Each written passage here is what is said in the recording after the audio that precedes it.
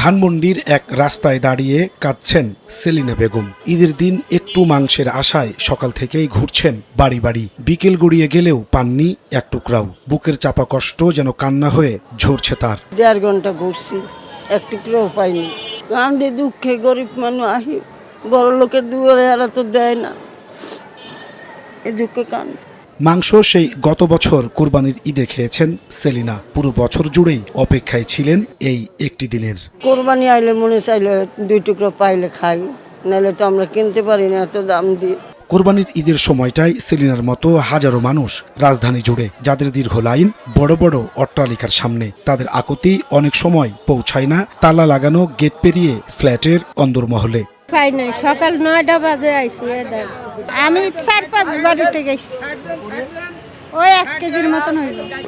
এখানে পাইছে 1 টুরকা দিছে, এই যে 1 টুরকা দিছে। পাড়া মহল্লা ঘুরে কেউ পেয়েছেন আধা কেজি, কেউ বা 1 কেজি। তাতেই মহা খুশি তারা। এই এক টুকরো মাংসই যেন তাদের ঈদ।